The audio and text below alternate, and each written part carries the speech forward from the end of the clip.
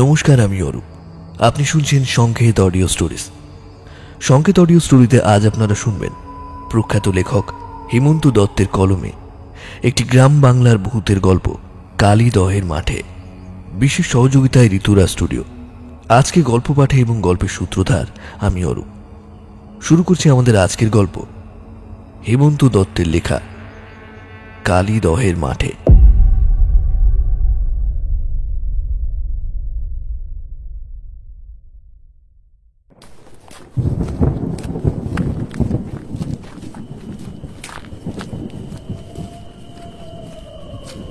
কুলতলির মাঠটা হনহন করে পেরিয়ে চলেছে পরাশর মুখুজ্জে। সন্ধে নামতে শুরু করেছে ইতিমধ্যে। ঝিঁঝি ডাকছে টুকরো টুকরো ঝোপঝাড়গুলো থেকে। দূরের জঙ্গল থেকে ভেসে আসছে শিয়ালের ডাক। বাবলু হেঁটে চলেছে তার বাবার সাথে, কিন্তু তার বাবা এত জোরে জোরে হেঁটে চলেছে যে সে তাল রাখতে পারছে না তার বাবার সাথে। বারবার পিছিয়ে পড়ছে বাবলু। পরাশর মুখুজ্জে হাঁটতে হাঁটতেই আকাশের দিকে তাকালো। সেখানে কালো মেঘ জমেছে। বিদ্যুৎ আঁচড় কাটছে কালো চাদরে। চারিদিক থম মেরে আছে। পরাশর বুঝতে পারছে যে কোনো মুহূর্তে হয়তো ঝড় উঠবে, ঝমঝমিয়ে বৃষ্টি নামবে। তাড়া দিল পরাশর মুখুজ্জে। বাবলু, আর জোরে পা চালা বাপ, এক্ষুনি ঝড় শুরু হবে, বিপদের শেষ থাকবে না। বাবলু হেঁটে উঠতে পারছে না, তাই সে দৌড়াতে শুরু করলো বাবার সাথে তালে তাল রাখার জন্য। শুকনো মাটিতে ছড়ে যাচ্ছে তার পা, বুকের দম ফুরিয়ে আসছে। তবু সে ছুটে চলার মতো এগিয়ে চলেছে। যেতে যেতেই শুনতে পেল তার বাবা আপন মনে বলে চলেছে, ছাতাটা না নিয়ে এসে বড় ভুল হয়ে গেছে। ঝড় জল শুরু হলে কি হবে কে জানে। কথাটা শেষ হলো কি হলো না, ভয়ঙ্কর শব্দে বাজ পড়ল কোথাও। বাজটা পড়ল বেশ কিছুটা দূরে একটা দাঁড়িয়ে থাকা তাল গাছের মাথায়। দাউ দাউ করে জ্বলে উঠল সেটা। বাবলু যেন কেঁপে উঠল দৃশ্যটা দেখে। পরাশর মুখুজ্জেও থমকে গেছে এমন ঘটনায়। বিড়বিড় করে সে বলল, আজ মনে হচ্ছে খারাপ কিছু একটা ঘটবে। বাবলু তখনও চোখ বড় বড় করে তাকিয়েছিল জ্বলতে থাকা তাল গাছটার দিকে। কেমন যেন তার মনে হলো ওটা তাল গাছ নয়, দীর্ঘদেহী পিশাচ পেতনি। আগুনে জ্বলছে সে। আনমনে তাকিয়ে থাকায় বাবার অস্ফুটে বলা কথাটা ঠিক বুঝতে পারল না সে। তাই জিজ্ঞেস করলো, কিছু বলছো বাবা? কিছু না, চল, কুলতলির মাঠটা পেরিয়ে যেতে হবে। মাঠটা একদম ভালো নয় রে বাপ। পরাশর নিজেকে গুছালো দ্রুত। আরো হনহন করে হাঁটা দিল পরাশর। বাবলু আবার দৌড় পায়ে সঙ্গ দিতে চাইল বাবাকে। শেয়ালের ডাক থেকে থেকে ভেঙে খান খান করে দিচ্ছে থমথমে পরিবেশকে। কর্কট শব্দে বাজ পড়ছে।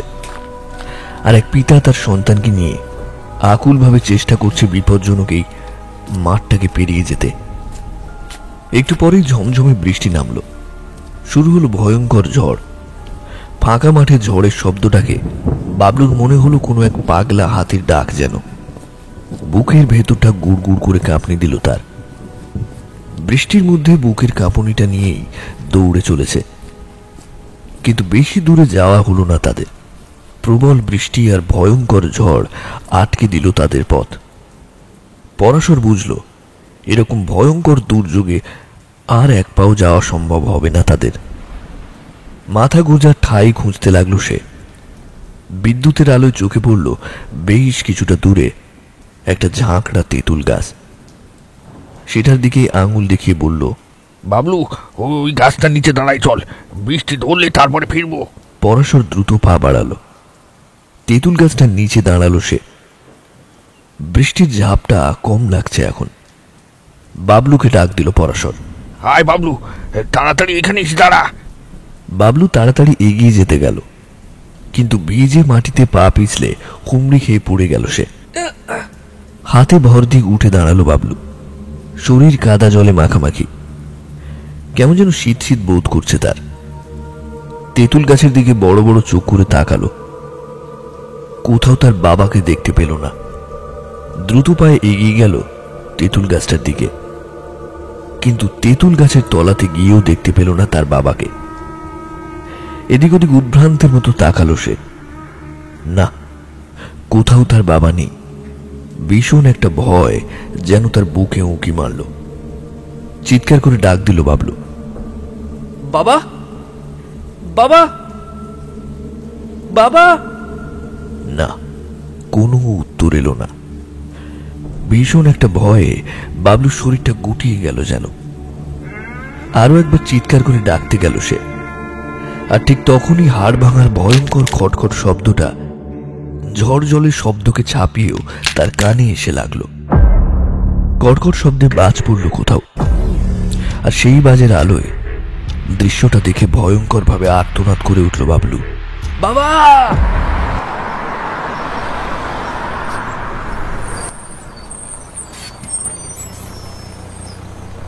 বাসটা ব্রেক কষল সজোরে, আর বাবলু একটা ঝাঁকুনি খেয়ে জেগে উঠল।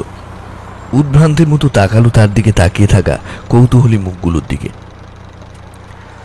বাবলু বুঝল স্বপ্নের ঘরে চিৎকার করে ওঠার জন্য সবাই তাকিয়ে আছে তার দিকে। ভীষণ লজ্জা বোধ হলো তার, কেমন একটা অস্বস্তি লাগলো যেন। বাসের গেটকিপার বাসের গায়ে চাপড় দিয়ে ডাক দিল, বাবলু উঠে পড়ল। কৌতূহলী দৃষ্টিগুলো টপকে এগিয়ে গেল গেটের দিকে। গেটকিপার ছেলেটি বিরক্তির সাথে বলল, আরে দাদা, আরে এতক্ষণ কি ঘুমাচ্ছিলেন নাকি? নামুন নামুন, তাড়াতাড়ি নামুন, তাড়াতাড়ি নামুন। বাবলু কোনো উত্তর না দিয়ে নামলো বাস থেকে। বাসটা ঘর ঘর আওয়াজ তুলে সন্ধ্যের বাতাসে একরাশ ধোঁয়া ছুড়ে দিয়ে চলে গেল। বাবলু হাঁটা দিল সামনের রাস্তা ধরে। পৌঁছাতে হবে তাকে চাঁদমারির ঘাটে। শেষ নৌকা 6:30। হাতে এখনো 20 মিনিট সময় আছে। শীতের সন্ধে, চারিদিকে কুয়াশার আস্তরণ, বাতাসে একটা কনকনে ঠান্ডার ভাব। রাস্তায় লোকজন বিশেষ একটা নেই। বাবলু হেঁটে চলেছে নিজের মনে। আজ এতগুলো বছর কেটে গেছে সেই ঘটনার পর, তবু মাঝে মাঝে সেই ভয়ঙ্কর রাতটা হানা দেয় তার স্বপ্নে। তখন তার বয়স কত? বড়জোর 10। এখন তার 25 চলছে। মাঝে কত ঝড় বয়ে গেছে। পিতৃহারা সন্তানই একমাত্র জানে বাবা ছাড়া একজনকে কতটা লড়াই করে দাঁড়াতে হয়। সেই রাতে বৃষ্টি থামার পরও এদিক ওদিক অনেক খুঁজেছিল তার বাবাকে। পাগলের মতো গোটা কুলতলির মাঠে কাদা জলে ছুটে বেরিয়েছিল চিৎকার করতে করতে। তারপর যে কখন চেতনা হারিয়ে আলের উপর হুমড়ি খেয়ে পড়ে গিয়েছিল বাবলু নিজেও জানে না। তবে ছেঁড়া ছেঁড়া এটুকু মনে আছে, একটা লাঙল কাঁধে নিয়ে আসা লোক তাকে কোলে তুলে নিয়েছিল। তারপর কি করে যে লোকটা খোঁজ নিয়ে তাকে বাড়ি পৌঁছে দিয়েছিল তা আজ মনে নেই। তার মায়ের মুখে শুনেছিল সে নাকি 3 দিন চোখ খোলেনি, ধুম জ্বর এসেছিল তার। ডাক্তার বলেছিল মেনিনজাইটিস। খুব ভুগেছিল বাবলু। সারতে সময় লেগেছিল বহুদিন। স্মৃতিক্ষয় ঘটেছিল। অনেক কিছু হঠাৎ হঠাৎ করে মনে পড়ত। অনেক কিছু হারিয়ে যেত স্মৃতি থেকে। গায়ের মানুষ তার বাবা পরাশর মুখার্জির খোঁজ করেছিল বিস্তর, কিন্তু বাবাকে খুঁজে পাওয়া যায়নি। এখনো বাবলু চোখ বুঝলে মায়ের ডুকরে ওঠা কান্নার শব্দটা শুনতে পায়। এখনো যেন দেখতে পায় মায়ের চোখে টলটলে জলের বিন্দুগুলো, যেগুলো শাড়ির আঁচল দিয়ে মুছত মা নীরবে। বড় হওয়ার পরেও রাতের বেলায় বাবলু কলঘরে যেতে গিয়েও দেখেছে মা তার বাবার ঝাপসা ফটোটার সামনে বসে আছে। হ্যারিকেনের মৃদু আলোতে বাবলু দেখতে পেয়েছে মায়ের গাল বেয়ে নেমে গেছে জলের স্রোত। রাস্তায় এমন মরা কাঠির মতো দাঁড়িয়ে আছো কেন ছোকরা? এগুলো তো ধাক্কা মেরে দিতুম। তো সব সাইকেলের ঘুমটির সাথে ঝাঁঝালো কথাটা কানে গেল বাবলুর। সাইকেল আরোহী গজগজ করতে করতেই সামনের রাস্তায় অদৃশ্য হয়ে গেল। সম্বিত ফিরে পেতে চমকে উঠল বাবলু। কখন যে সে রাস্তার মাঝে দাঁড়িয়ে গেছে তার খেয়ালই নেই। হাতঘড়ির দিকে তাকাতেই মাথায় যেন বাজ পড়ল। ঘড়ির কাঁটা 6টা বাজতে মাত্র 4 মিনিট বাকি। দৌড় দিল বাবলু। শেষ নৌকাটা তাকে ধরতেই হবে। বাড়ি ফিরতেই হবে তাকে আজ, যেমন করেই হোক। কাল যে বাড়িতে বিরাট কাজ। এক দৌড়ে এসে পৌঁছালো ঘাটে। বুকে হাঁপ ধরে গেছে, দম নিল একটু।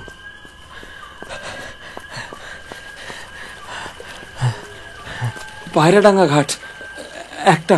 ভেতরে বসে থাকা লোকটা বিরক্তি দৃষ্টিতে দেখল বাবলুকে, খ্যাঁকে গলায় বলল, টিকিট কেটে কি হবে?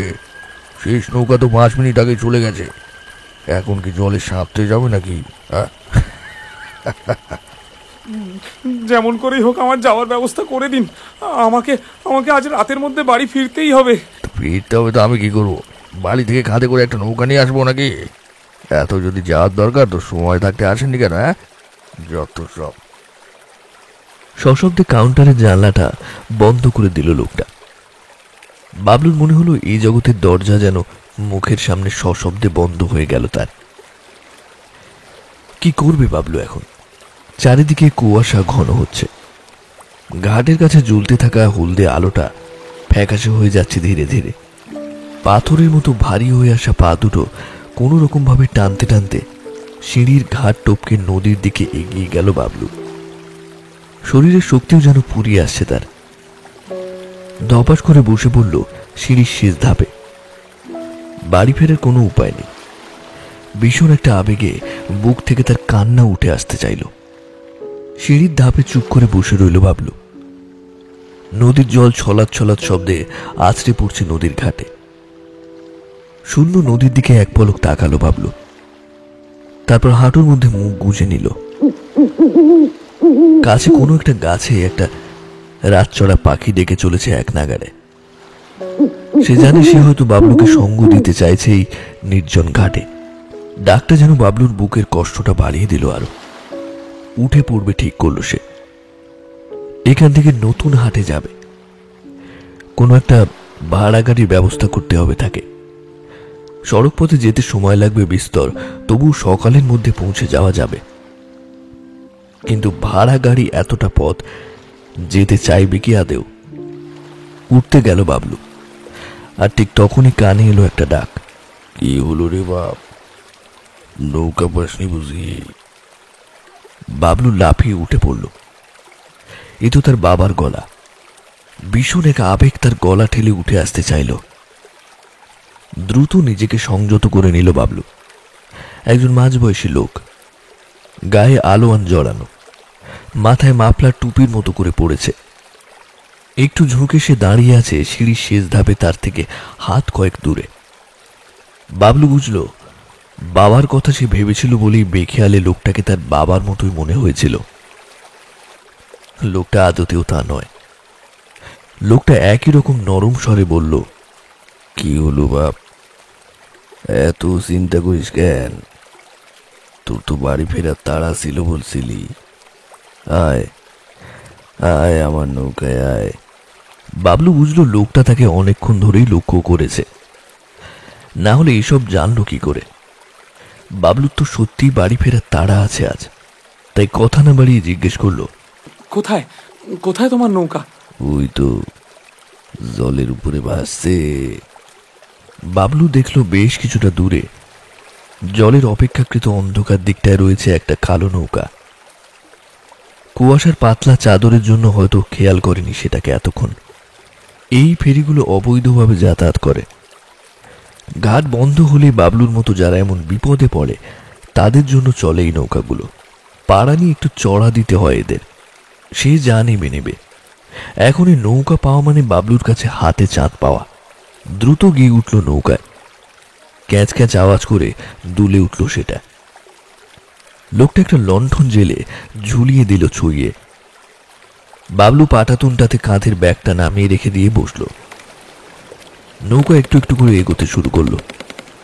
বাবলুর বুকে আটকে থাকা দমটা স্বস্তির একটা আওয়াজ ছেড়ে বেরিয়ে আসতে চাইল। একটা সিগারেট ধরালো বাবলু। লোকটা দাঁত টানতে টানতেই বলল, সিগারেট খাস না বাপ, ফুসফুসে কালো ধোয়া বাসা বাঁধবে। উপদেশটা বিশেষ একটা ভালো লাগলো না বাবলু। তবু সে সিগারেটটা ছুঁড়ে দিল জলে। চোখ বুজে ছুঁয়ে ঠেস দিয়ে বসে রইল সে। কাল বড় একটা কাজ হতে চলেছে তার বাড়িতে।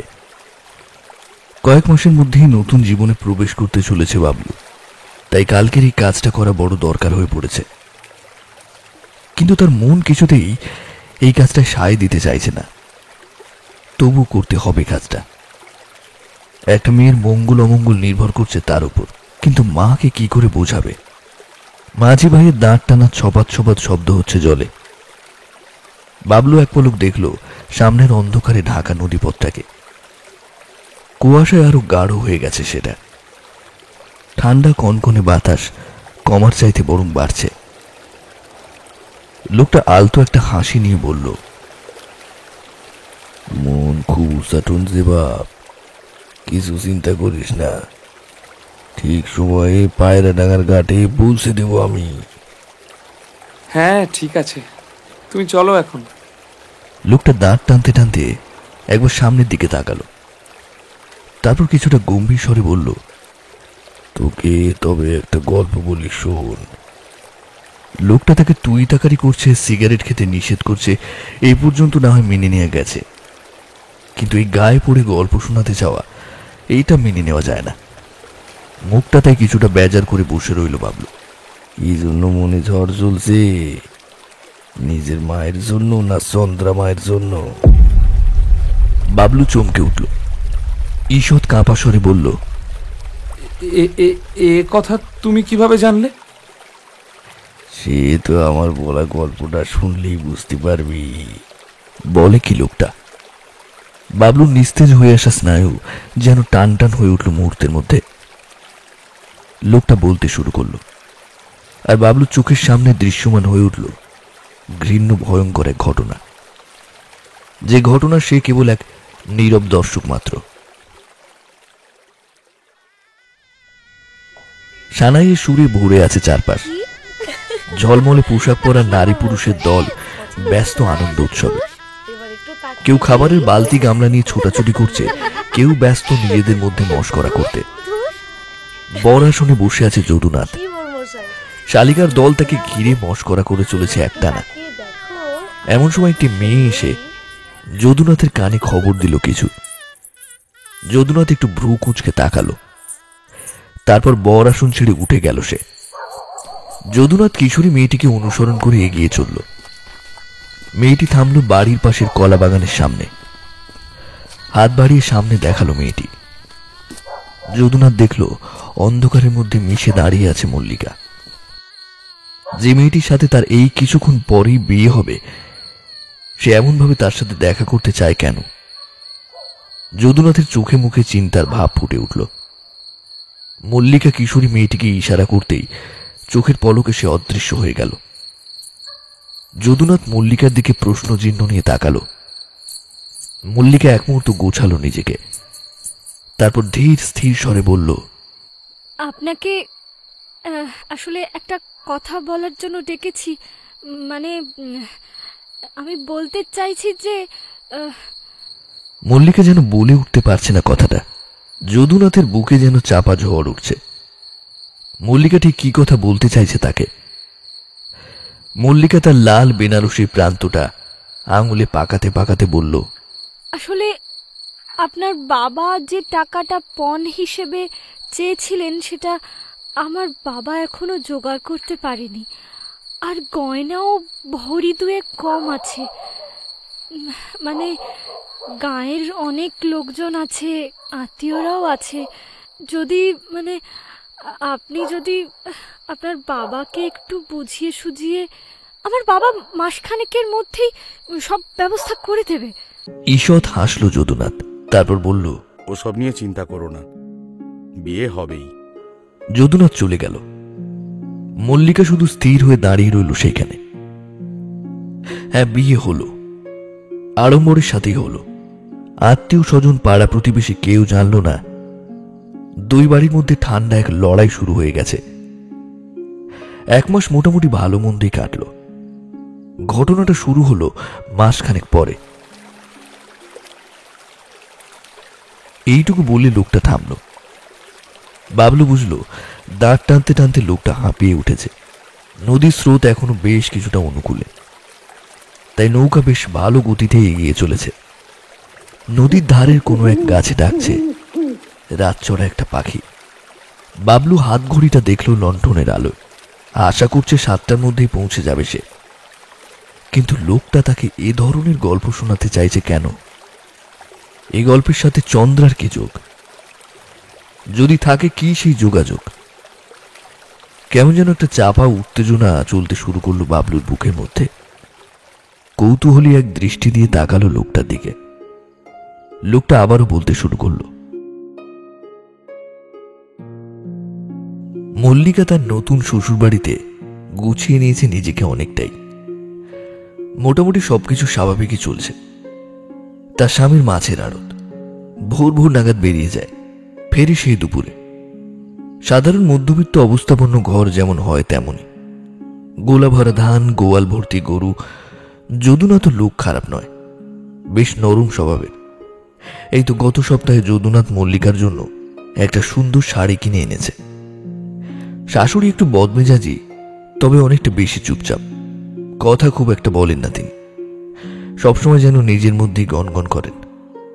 কারণটা অবশ্য মল্লিকা জানে না। সব ভালো আর কবে কার কপালে জোটে। কিন্তু এত ভালোর মাঝেও কেন যেন মল্লিকার বুক দুলে উঠছে থেকে থেকেই। কেন যেন মনে হচ্ছে ভীষণ একটা ঝড় উঠবার জন্য মুখিয়ে আছে। সেদিন দুপুরে খাওয়া দাওয়ার পর মল্লিকা নিত্যদিনের মতো তার শ্বশুর শাশুড়িকে পান সেজে দিতে গেল। পানটা হাতে নিয়েই শ্বশুরমশাই কড়া স্বরে বললেন, বৌমা, তোমার সাথে আমার কিছু কথা আছে, একটু দাঁড়াও। মল্লিকার বুকের দুলুনিটা বাড়ল। শ্বশুরমশাই পানটা চেবাতে চেবাতে বললেন, তোমার বাবাকে তো ভদ্রলোক বলেই জানতাম। মল্লিকা মাথা নিচু করে দাঁড়ালো, কোনো উত্তর দিল না। শ্বশুরমশাই একই রকম গলায় বলল, যদুর কথা মেনে বিয়েতে রাজি হয়েছিলাম। কথা হয়েছিল তোমার বাবা 1 মাসের মধ্যে বাকি টাকা গয়না মিটিয়ে দেবে। 1 মাস 4 দিন হয়ে গেল, কোথায় সেসব? হ্যাঁ? মল্লিকা এবারেও কোনো উত্তর দিল না, মাথা নিচু করে দাঁড়িয়ে রইল। শ্বশুরমশাই এবার আরো গম্ভীর গলায় বললেন, বাবাকে একটা চিঠি লেখো, আসতে বলো। না, চিঠি মল্লিকাকে লিখতে হয়নি। তার বাবা পরের দিনই হাজির হয়েছিলেন। টাকা বা বাকি গয়না আনতে পারেননি, কিন্তু এনেছেন 1 হাঁড়ি কই মাছ। মলিমা রে, মলিমা, ও মলিমা। মল্লিকা ভীষণ এক খুশি বুকে নিয়ে এগিয়ে এলো কই মাছের হাঁড়িটা নিতে। কিন্তু তখনই সজোরে লাথি পড়ল হাঁড়িটায়। বজ্রগম্ভীর গলাটা যেন মল্লিকার বুকের খুশিটাকে ভেঙে খান খান করে দিল। 2টো কই মাছ এনে ছেলে বোলাতে চাইছেন? বাকি টাকা গয়না এসব কোথায়? মল্লিকা দেখল তার শ্বশুর অগ্নিশর্মা হয়ে দাঁড়িয়ে আছেন। মল্লিকা যেন ভয়ে গুটিয়ে গেল। ভীষণ অপমানে গুটিয়ে গেলেন মল্লিকার বাবাও। মল্লিকার শ্বশুর একই রকম আগুন গলায় বললেন, পোশাক আশাক তো ভদ্রলোকের মতোই পড়েছেন, তাহলে এত মিথ্যেবাদী কেন? নাকি আর কোনোদিনই টাকা গয়না দেবেনি না? বুজরুকি মেরে মেয়েটাকে আমার ছেলের গলায় ঝুলিয়ে দিলেন? হ্যাঁ, ভালো ভালো। এই প্রশ্নের কোনো উত্তর নেই মল্লিকার বাবার কাছে। তাই এখানে দাঁড়িয়ে থাকাটাও অর্থহীন। মাথা নিচু করে তিনি উঠোন পেরিয়ে চললেন। বার দরজার কাছে গিয়ে একবার তাকালেন মেয়েটার দিকে। দেখলেন মল্লিকা পাথর এক দৃষ্টি নিয়ে তার দিকেই তাকিয়ে আছে। বাবার বুক ঠেলে কান্না উঠে আসতে চাইল। চোখের কোণ দিয়ে গড়িয়ে পড়া জলের বিন্দুগুলো নীরবে ঝরে পড়ল মাটিতে। এক বুক কান্না নিয়ে তিনি প্রায় ঝড়ের বেগে বেরিয়ে গেলেন। মল্লিকা উঠোনের দিকে তাকিয়ে রইল আরো কিছুক্ষণ। সেখানে কই মাছগুলো ছটফট করতে করতে ঘুরে চলেছে ফাঁকা উঠোনে। বারান্দার থামটা ধরে ধপাস করে বসে পড়ল মল্লিকা। গুমড়ে কেঁদে উঠল সে।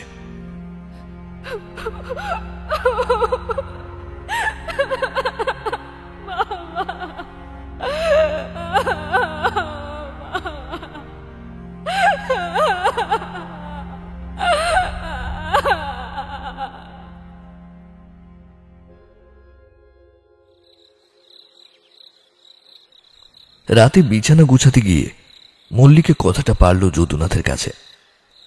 যদুনাথ কিছুটা বিরক্তর সাথেই বলল, তোমার বাবা এবার কথার খেলাপ করেন কেন? তখন তো বলেছিলেন 1 মাস, এখন কই মাছ দিয়ে ভোলাতে চাইলে হবে? মল্লিকা ভেবেছিল তার স্বামী অন্তত তার পক্ষ নেবে। অন্তত এই কদিনই মানুষটাকে দেখে তার এই বিশ্বাসই জন্মেছিল। কিন্তু বুঝল সে বিশ্বাস মিথ্যে। তবুও আকুল এক প্রার্থনা করল, তুমি তুমি একবার বুঝিয়ে বলো না তোমার বাবাকে। আমার বাবা জোগাড় করতে পারেননি, পারলে নিশ্চয়। ঝাঁঝিয়ে উঠল যদুনাথ।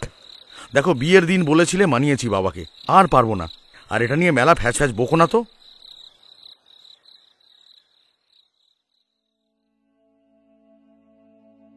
পরের দিন জটিলতা আরো বাড়ল। মল্লিকা দেখল সবার পাতে দুপুরের খাবারের মাছ পড়লেও তার পাতে পড়ল না। সন্ধ্যের জলখাবার বন্ধ হলো। কাজের পরিমাণ বাড়ল দ্বিগুণ। শ্বশুরমশাই কথা বলা তো বন্ধই করে দিয়েছেন। পান সেজে দিতে গেলেও মুখ ঘুরিয়ে নিচ্ছেন। যদুনাথকে বলতে গেলেও সেও মেজাজ দেখাচ্ছে। মল্লিকা যেন একটু একটু করে এক ঘরে হয়ে যাচ্ছে। ভীষণ এক কষ্টে পড়ে গেল সে। থাকতে না পেরে বাড়ির কাজের লোক হারুকে দিয়ে একটা চিঠি পাঠালো তার বাবাকে। মল্লিকার বাবা এলো দুদিন পর। বেশ সংকোচ নিয়ে চৌকার টপকে তিনি উঠে এসে দাঁড়ালেন। ভয়ে ভয়ে ডাক দিলেন, মলিমা রে। মল্লিকা এসে দাঁড়ালো বারান্দায়। তার চোখের তলায় কালি। বাবার বুক কেঁপে উঠল। আরো কিছু বলার আগেই মলি এসে ঝাঁপিয়ে পড়ল বাবার বুকে।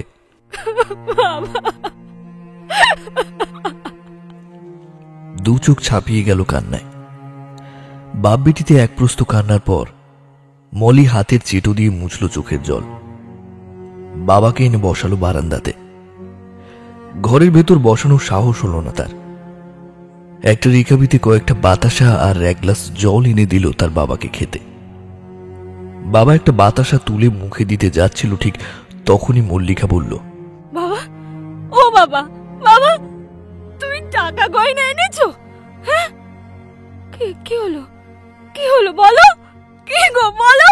উত্তর দিচ্ছ না কেন? বলো না, বলো না। উত্তর থাকলে তো দেবেন। বুজরুকি মেরে মেয়েটাকে বিয়ে দিয়ে এখন নাটক মারানো হচ্ছে। মল্লিকা একটু সরে দাঁড়ালো।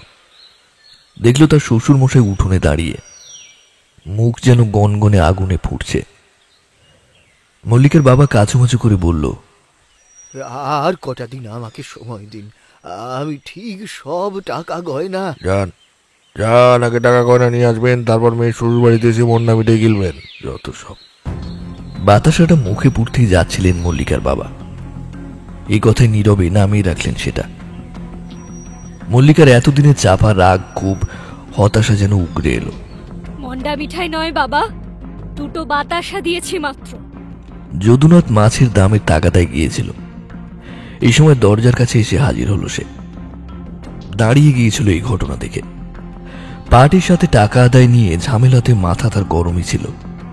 মল্লিকাকে এভাবে তার বাবার সঙ্গে কথা বলতে দেখে গরম মাথাটা যেন আরো গরম হয়ে গেল। কি হচ্ছে কি মল্লিকা? বাবার মুখে তর্ক করছো কেন তুমি? তোদের গোটা গোষ্ঠী শুদ্ধ ভিখারি, সব কটা ফেরেববাজ। মল্লিকা সামলাতে পারল না রাগটা।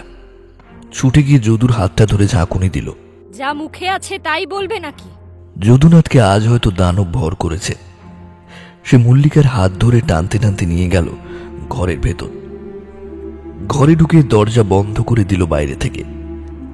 মল্লিকা পাগলের মতো চাপড়াতে লাগলো দরজাটা। মল্লিকার বাবাও তখন পাথরের মূর্তির মতো দাঁড়িয়ে রয়েছে। মেয়ের প্রতি এরকম আচরণ দেখে কোনো বাবাই আর নিজের মেজাজ ধরে রাখতে পারে না, বিশেষ করে যে বাবা মেয়ের চিঠিতে পড়েছে সবটাই। তাই চিৎকার করে উঠল, কি করছো কি তোমরা?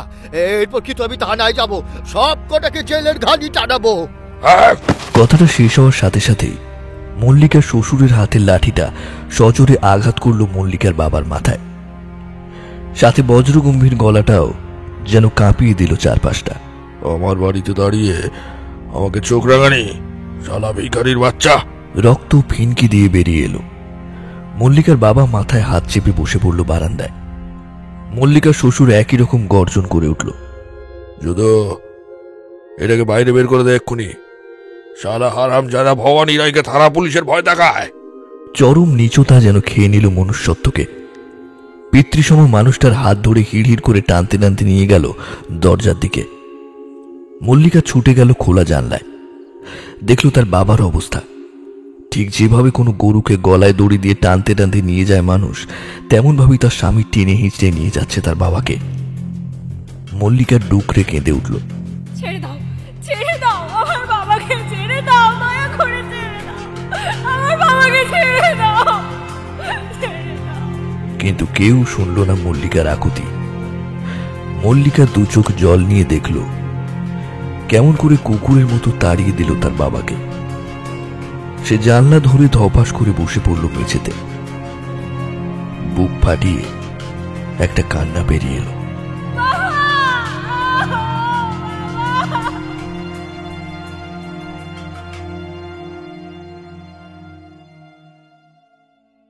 সারা সন্ধে মেঝেতেই বসে রইল মল্লিকা। কেউ দরজা খুলল না, কেউ ডাকল না তাকে। কাঁদতে কাঁদতে মেঝেতে শুয়ে পড়ল সে। সন্ধে গড়িয়ে রাত হলো। কেউ খেতেও ডাকল না তাকে। খিদে, তেষ্টা, ক্ষোভ, যন্ত্রণায় কুঁকড়ে গেল মল্লিকা। দরজা খোলা হলো অনেক রাতে। যদুনাথ যখন টলতে টলতে ঘরে ঢুকল, মল্লিকাকে আর চোখে দেখে ধপাস করে শুয়ে পড়ল বিছানায়। মল্লিকা উঠল, এগিয়ে গেল যদুনাথের দিকে। নাকে তার মদের ঝাঁঝালো গন্ধটা এসে লাগল। খিদে, তেষ্টা, অভিমান সব সরে গিয়ে চরম এক ঘেন্না যেন বুকে থাবা বসালো। চিৎকার করে উঠল সে। তুমি মদ গিলেছ? হ্যাঁ, কি হলো? উত্তর দিচ্ছ না যে? হ্যাঁ, এই রতনদের আড্ডায় গিয়েছিলাম, তারাই জোর করে। জোর করে? বাচ্চা ছেলে তুমি? রতনরা বলল তুমি মদ গিললে, তোমার বাবা বলল আমার বাবাকে কুকুরের মতো তাড়িয়ে দিলে। আমি সারা মেলা ফ্যাট ফ্যাট বকো না তো, যাও যাও যাও, শুয়ে পড়ো। কি ভেবেছো কি তোমরা? যা ভীষণ ক্ষোভে কিলচর মারতে শুরু করলো সে যদুষে। মল্লিকা, এই মল্লিকা, মল্লিকা। না, মল্লিকার কোনো সাড়া পাওয়া গেল না। পাগলের মতো ছুটে বেরিয়ে গেল ঘর থেকে। বাবার ঘরে গিয়ে দরজা চাপড়াতে লাগলো যদুনাথ।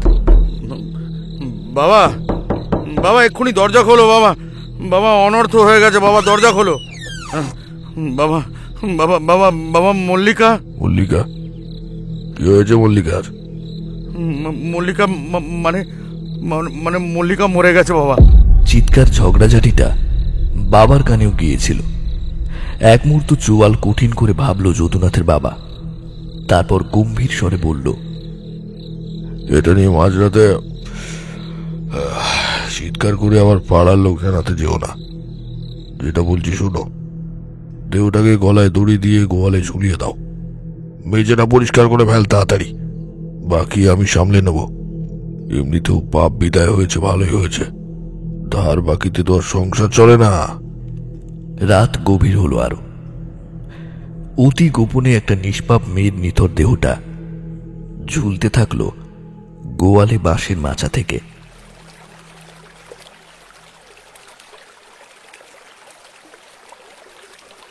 লোকটা থামল। বাবলু চোখ বুজে শুনছিল গল্পটা। লোকটা থামলে কিছুটা অবাক হয়ে বলল, আমায় এই গল্প শোনানোর মানে কি? এই গল্পের সাথে চন্দ্রার কি সম্পর্ক? আমি তো আর কোনো পন্টন নিয়ে। লোকটা দাঁত টেনে চলল কঠিন মুখ করে। বাবলু অপেক্ষা করতে লাগলো বাকি গল্পের জন্য। লোকটা বলতে শুরু করলো আবারও। ভবানী রায় পাড়া প্রতিবেশীর গুঞ্জন, পুলিশের ঝামেলা কোনো এক জাদু বলে যেন মিটিয়ে দিল। সবকিছু যেন ঠিক হয়ে গেল মাসখানেকের মধ্যেই। কিন্তু আসল ঘটনাটা ঘটতে শুরু করলো মাস দুয়েক পরে। সেদিন বিকেল থেকেই আকাশ গুম হয়েছিল। জ্যৈষ্ঠ মাস বলে এমনিতেই প্রাণ যায় যায় অবস্থা, তারপর বাতাসে এমন গুমট ভাব। সন্ধ্যের পর আকাশ কালো করে যেন মেঘ জমল, আর কিছুক্ষণের মধ্যেই শুরু হলো ভয়ঙ্কর ঝড় বৃষ্টি। প্রকৃতি যেন ঠান্ডা হলো, ঠান্ডা হলো মানুষজন। ঝড় বৃষ্টি সব থামলো ঘন্টা দুয়েক পর। বাতাসে শীতল ভাব। রাতের খাওয়া দাওয়া সেরে ঘুমিয়ে পড়ল মানুষজন। ভবানীও ঘুমিয়ে পড়ল। হঠাৎ ঘুমের ঘোরের মধ্যেই তার কানে এলো গোশালা থেকে গরুর ডাকটা। ডাকটা যেন একটু অন্য রকমের, হঠাৎ করে কোনো ভয় পেলে এই ধরনের পশুরা এমনভাবেই ডাকে। ভবানী উঠে বসল। একবার আর চোখে দেখল স্ত্রী শর্মাকে। সে গভীর ঘুমে ডুবে আছে। কি করবে ভাবছে, এমন সময় ডাকটা আবারও কানে এলো তার। ভবানীর মনে হলো গোয়ালে সাপ ঠাপ বা উট জাতীয় কিছু ঢুকেছে নিশ্চয়ই। বার হলো বাইরে। বারান্দায় ঝুলতে থাকা লণ্ঠনটা এক হাতে নিল, অন্য হাতে একটা শক্ত লাঠি। বেশ কিছুটা দ্রুত পায়ে এগিয়ে গেল সে গোশালাটার দিকে। গোয়ালে বেশ কয়েকটা গরুর সাথে রয়েছে একটা বাছুরও।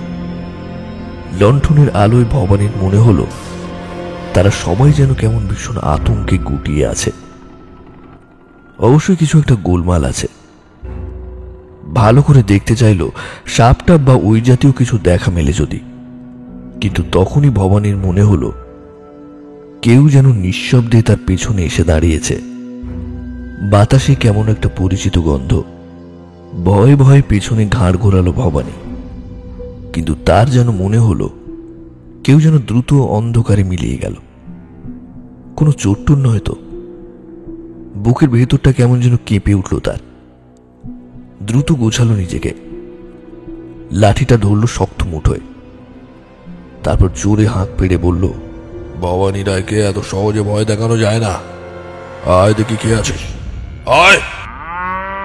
গরুর দলটা আবারও ডেকে উঠল তারও স্বরে। চকিতে ঘুরল ভবানী। এবার যা দেখল তাতে তার শরীর যেন থরথর করে কেঁপে উঠল। মেরুদণ্ড দিয়ে একটা হিমেল স্রোত বয়ে গেল। দুটো গনগনে আগুনের ভাঁটার মতো চোখ অন্ধকারে জ্বলছে। ছায়া ছায়া কোনো মহিলা যেন দাঁড়িয়ে আছে সেই অন্ধকারে। লণ্ঠনের মৃদু আলোয় তাকে স্পষ্ট দেখা যাচ্ছে না। ভবানী কাঁপা কাঁপা গলায় বলল, কে কে কে কে কে কে কে কে তুমি? কে? কোনো উত্তর এলো না। শুধু একটা নুপুরের আওয়াজ ঝুনঝুন করে বেজে যেন মিলিয়ে গেল। ভবানী লণ্ঠনটা তুলে দেখার চেষ্টা করল। না, কেউ নেই সেখানে। একদম ফাঁকা। আবারও নুপুরের আওয়াজটা কানে এলো। এবার শব্দটা আসছে গোশালার বাইরে থেকে। বেশ ভয়ে ভয়ে ভবানী এগিয়ে গেল সেদিকে। হ্যাঁ, ওই তো দেখা যাচ্ছে একটা মেয়ে দূরে শাড়ি পরে দাঁড়িয়ে আছে। ভবানী বুকে সাহস জমা করে আবারও ডাক দিল, কি হলো? সাড়া দিচ্ছ না কেন? কে কে তুমি? মেয়েটির মাথায় ঘুমটা সরালো, আর মুখটাতে দৃষ্টি পড়তেই ভবানীর শরীর যেন জমে গেল। সাদা করটি, চোখ দুটো যেন ঘোলা, হাতে ঝুলছে একটা দড়ি। ভবানী চিৎকার করে ডাকলো। মেয়েটা চোখের পলকে ভবানীর পেছনে এসে দাঁড়ালো। দড়ির ফাঁসটা পেঁচিয়ে গেল ভবানীর গলায়। দম বন্ধ হয়ে এলো তার। চোখ দুটো ঠিকরে বের হয়ে এলো কুঠুর থেকে। গলার ফাঁসের টান পড়লো, আর ভবানীর শরীরটা পড়ে গেল সশব্দে। দম বন্ধ হওয়ার একটা ঘর ঘর শব্দ বের হয়ে এলো তার গলা থেকে। ভবানীর শরীরটাকে টেনে হিঁচড়ে সামনের দিকে নিয়ে যেতে চাইল। তারপর সেই মহিলার হিংস্র একটা কণ্ঠস্বর শোনা গেল অন্ধকারে,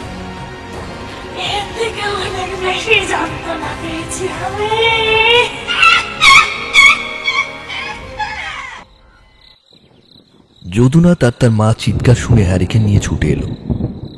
গৌশালার সামনে এসে দাঁড়িয়ে গেল পাথর হয়ে। দেখল মুখ থুবড়ে পড়ে আছে ভবানী। গোটা দেহটা কাদায় মাখামাখি। এইভাবে কেটে গেল আরো একটা মাস। বাবার মৃত্যুর পর যদুনাথ খুব একা হয়ে গেছে। আরতির চাপ বেড়ে গেছে অনেকটাই। তাকে ছুটতে হচ্ছে তাগাদায়। মায়ের বাতের ব্যথাটাও বেড়েছে। রান্না বান্না শিখে উঠেছে সব। ঘরে একটা বউ না এলেই নয়। কিন্তু কাল অসুস্থ 1 বছর চলবে। তবুও তার মা যদুনাথের আরেকটিবার বিয়ে দেওয়ার জন্য উঠে পড়ে লেগেছে। যদুনাথ সেদিন গঞ্জে থেকে তাগাদা দিয়ে ফিরছিল। সন্ধে নেমেছে বেশ কিছুটা আগে। সাইকেলটা একটু জোরে জোরেই চালাচ্ছিল, কিন্তু চাঁদি বিলের ধারে আসতেই থেমে গেল সে। একটা কান্নার সুর ভেসে আসছে ক্ষীণ ভাবে। কেউ যেন চাপা স্বরে কেঁদে চলেছে। প্রথমে ভাবলো পেরিয়েই যাবে, তারপর কি মনে হতে এগিয়ে গেল। অন্ধকারে তেমন কাউকে দেখতে পেল না। এদিকে কান্নাও থেমে গেছে। যদুনাথের মনে হলো এ তার মনের ভুল। ফিরেই আসছিল, কিন্তু তখনই কান্নার আওয়াজটা আবারও কানে এসে ধাক্কা মারল। অন্ধকারে ইতিমধ্যে চোখ সয়ে গেছে যদুনাথের, তাই সে দেখতে পাচ্ছে ছায়া ছায়া এক মহিলা যেন নড়ছে বেশ কিছুটা দূরে। আরো কয়েক পা এগিয়ে গেল যদুনাথ। গলাটা একটু মুছিয়ে জিজ্ঞেস করলো, কে তুমি? এমন ভর সন্ধ্যেতে এখানে বসে কেন? আর কাঁদছো কিসের জন্যে? মেয়েটি আলতো মাথা নেড়ে বলল, কাঁদছি আমার স্বামীর জন্য। কেন, কি হয়েছে তোমার স্বামীর? তার কিছু হয়নি, কিন্তু সে আমাকে মেরে ফেলেছে। যদুনাথের চোখ মেয়েটির পেটে নয়, তার হাতে। হাতের শক্ত মুঠো সে ধরে রেখেছে একটা দড়ি। যদুনাথের শরীর বেয়ে দরদর করে ঘাম ঝরতে লাগলো। কাঁপা কাঁপা গলায় সে বলল, কে তুমি? আমি? তুমি কেমন স্বামী গো, নিজের বউকে চিনতে পারছো না? মল্লিকা, মল্লিকা তুমি এখানে কিভাবে? মানে গো আমি, আমার হাতের দড়িটাও কি চিনতে পারছো না? এই দিয়েই তো আমাকে ঝুলিয়ে দিয়েছিলে। বইতে থাকা হাওয়ায় সরে গেল মাথার ঘোমটাটা। একটা বিভৎস তেঁতলে যাওয়া মুখ দৃশ্যমান হলো। মাথা থেকে গড়িয়ে পড়ছে তার কালচে রক্তের স্রোত। দুটো চোখ কোঠর থেকে বেরিয়ে এসেছে খানিকটা। ঘাড়টা একদিকে ঘোরালো। হাড় ভাঙার খটখট শব্দ হলো তার। জিভটা বের হয়ে এলো মুখগহ্বর থেকে। যদুনাথ বুঝে নিয়েছে এই মুহূর্তে কোন পরিস্থিতির সামনে সে এসে দাঁড়িয়েছে। মৃত্যুর দরজায় আটকে পড়েছে যদুনাথ। তার ঘৃণ্য কৃতকর্ম তাকে টেনে এনেছেই ফাঁদের ভেতর। বাঁচাও, বাঁচাও, বাঁচাও, কে আছো? বাঁচাও, বাঁচাও। যদুনাথ দৌড়াতে লাগলো ঊর্ধ্বশ্বাসে। ঠিক তখনই একটা শক্ত দড়ি শূন্যে এসে আটকে গেল যদুনাথের গলায়। দেহটা সশব্দে আছড়ে পড়ল মাটিতে। এর থেকে বেশি কষ্ট পেয়েছি আমি। সব শোধ দিতে হবে, সব শোধ দিতে হবে।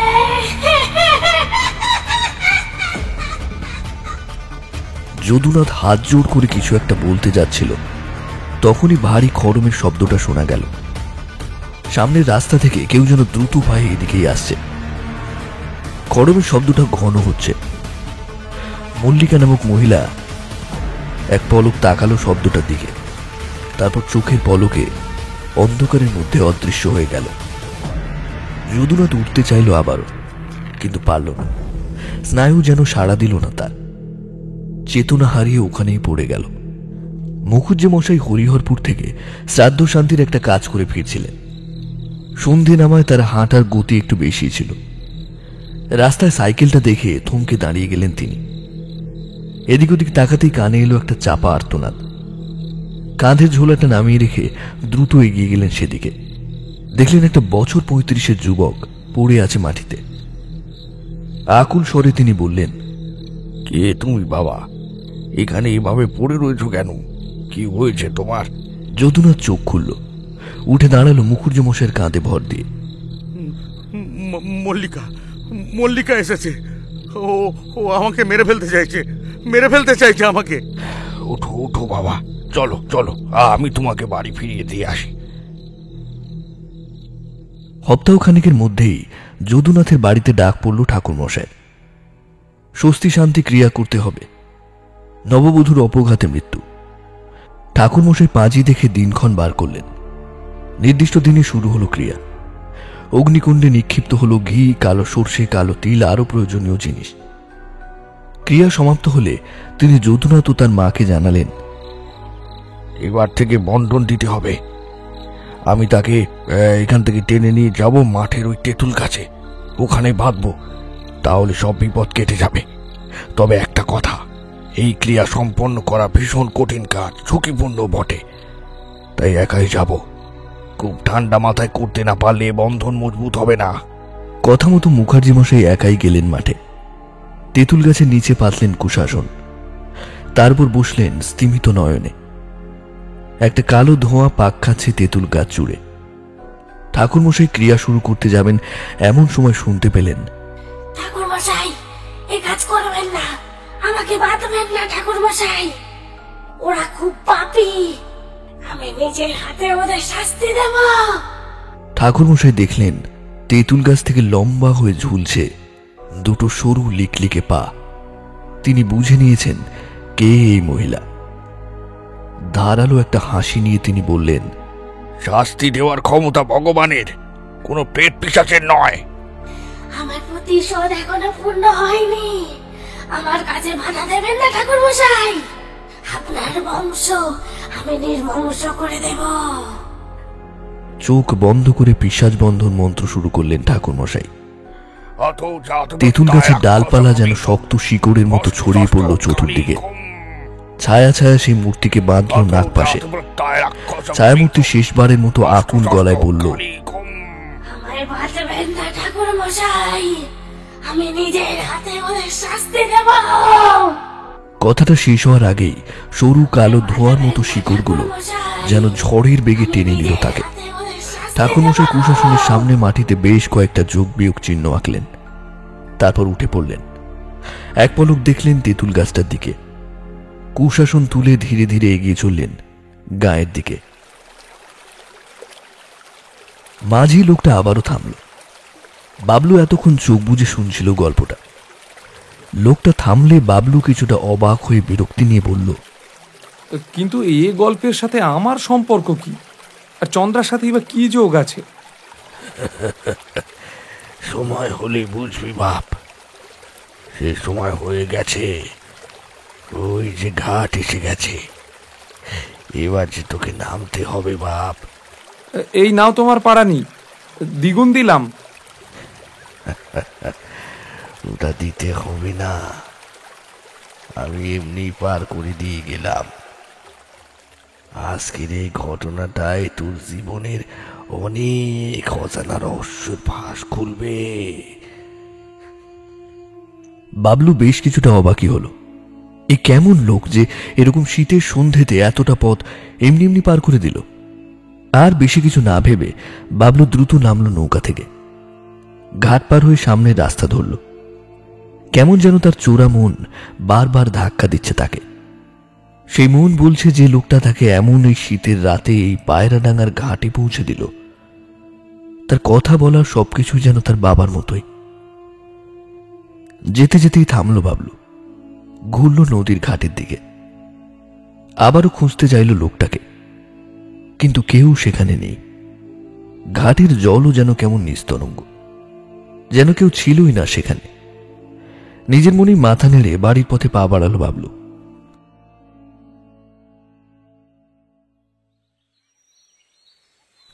সারা সকাল ছোটাছুটি চলছে শ্রাদ্ধ শান্তির জন্য।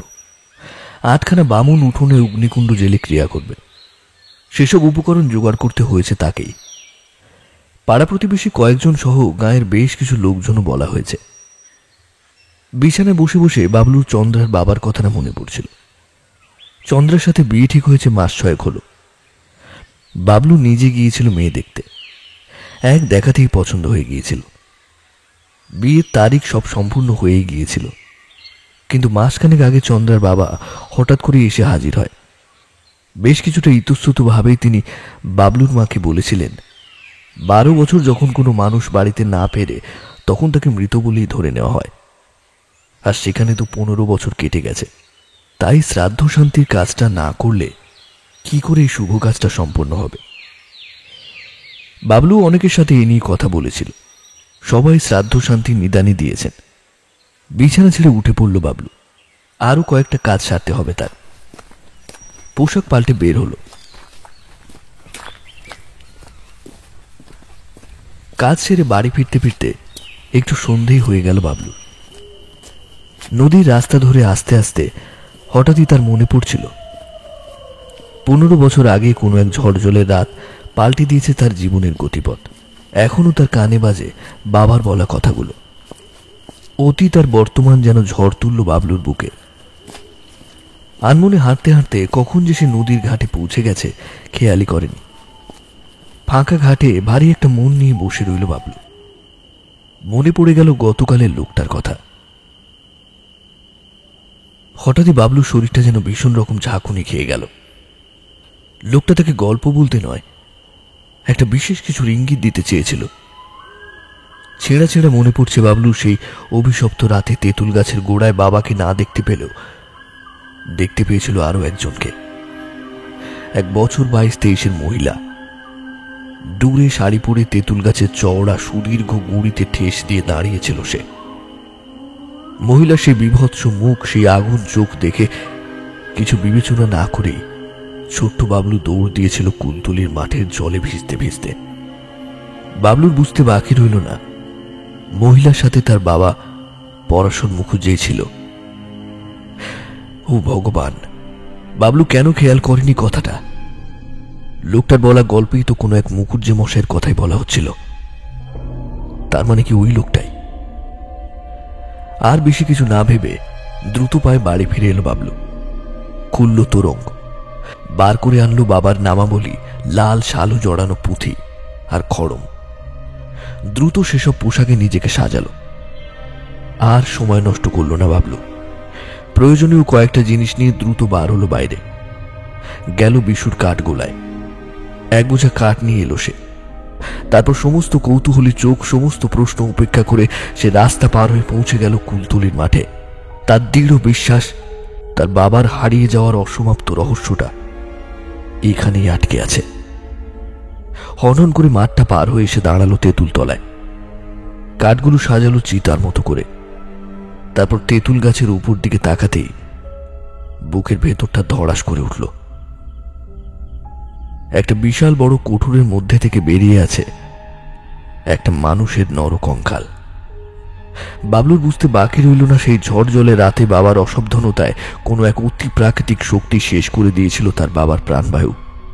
আর সে এটাও জানে আজ থেকে 15 বছর আগে বাবার সামনে যে অতি প্রাকৃতিক শক্তি বাধা হয়ে দাঁড়িয়েছিল, আজ তার সামনেও বাধা হয়ে দাঁড়াবে সে। অতি যত্নে নামালো কঙ্কালটা। চোখ ফেটে জল আসতে চাইল বাবলু, কিন্তু বাবলু জানে আজ চোখে জল নয়, আগুন দরকার। কঙ্কালটা কোলে তুলে এগিয়ে আসতে গেল। ঠিক তখনই গড়গড়ে একটা শব্দ শুনে থমকে দাঁড়ালো সে।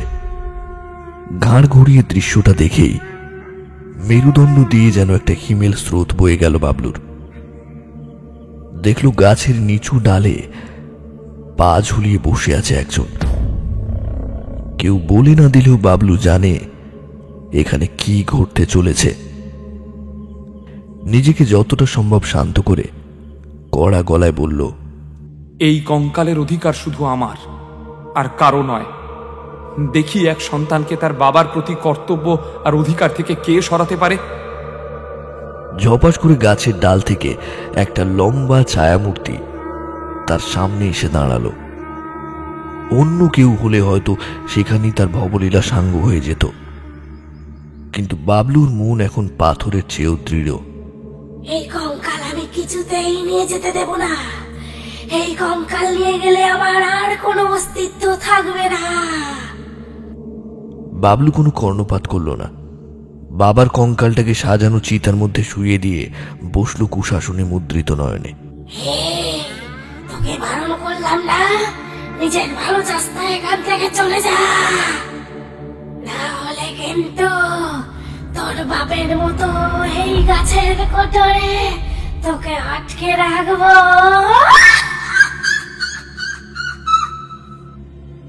চোখ বুজে মন্ত্র উচ্চারণ করতেই বুঝতে পারল চারিদিকে যেন তাণ্ডব শুরু হয়েছে। সনসন করে বইতে থাকা বাতাস ঝড়ের রূপ নিয়েছে। গাছের ডালপালাগুলো দুলছে পাগলা হাতে সুরের মতো। তেঁতুল গাছের মাথায় জমছে কালো মেঘ, আর তার চোখের সামনে ঘটে যাচ্ছে ভয়ঙ্কর ভয়ঙ্কর সব দৃশ্য। চোখ বুঝে সে উপলব্ধি করতে পারল মল্লিকার পিশাচি আত্মা তাকে বিভ্রম করতে চাইছে। কখনো কাঁদছে, কখনো হাসছে, কখনো লাফাচ্ছে, কখনো দৃশ্যমান হচ্ছে নববধূ সাজে, কখনো বা গলায় দড়ি দিয়ে ঝুলতে থাকা একটা দেহ দৃশ্যমান হচ্ছে। বাবলু জানে মল্লিকা চাইছে তার মনোসংযোগ বিচ্ছিন্ন করতে, কিন্তু আজ যে বাবলুর কঠিন পরীক্ষা, তাই কোমরে জড়ানো কুড়িয়ে পাওয়া বাবার ছিঁড়ে যাওয়া পৈতেটা বুড়ো আঙুলে জড়িয়ে শুরু করলো বাবারই শেখানো অগ্নিবাণ মন্ত্র।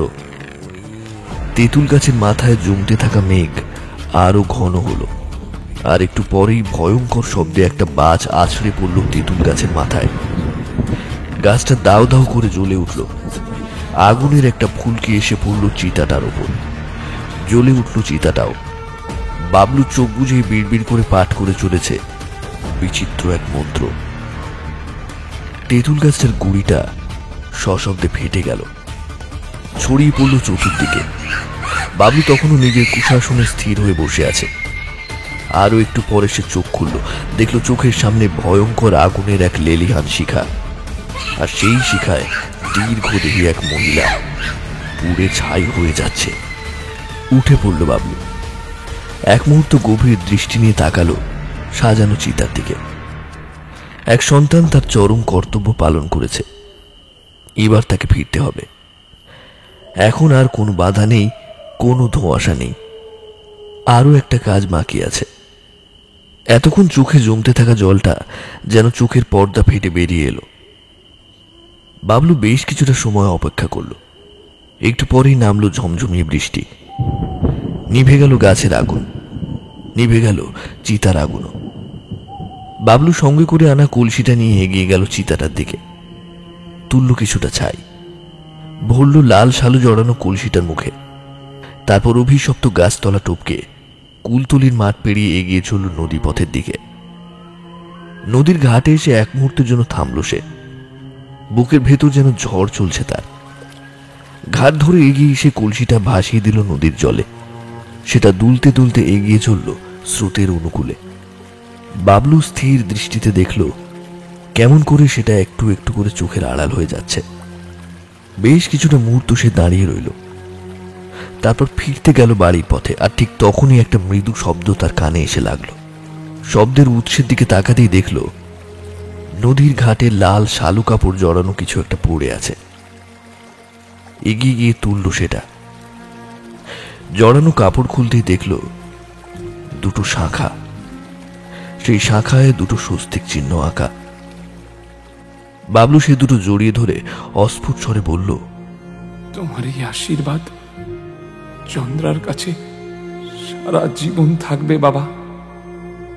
এই নদী ঘাটে তোমায় এ কথাও দিচ্ছি, চন্দ্রার জীবন কখনো মল্লিকার মতো অভিশপ্ত হতে আমি দেব না। ভীষণ যত্নে রাখবো তাকে, কথা দিলাম বাবা।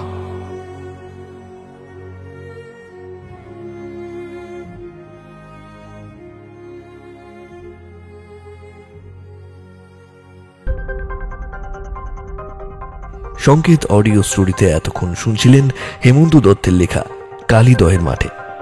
গল্পটি কেমন লাগলো অবশ্যই আমাদের জানাতে ভুলবেন না। আর আপনি যদি আমাদের চ্যানেলে আজ নতুন হয়ে থাকেন তাহলে অবশ্যই সাবস্ক্রাইব করতে ভুলবেন না সংকেত অডিও স্টোরিজ। এরপর অন্য একদিন অন্য এক সময় আমরা অন্য একটি গল্প এনে হাজির হব। ততক্ষণ পর্যন্ত সকলকে জানাই অসংখ্য অসংখ্য ধন্যবাদ।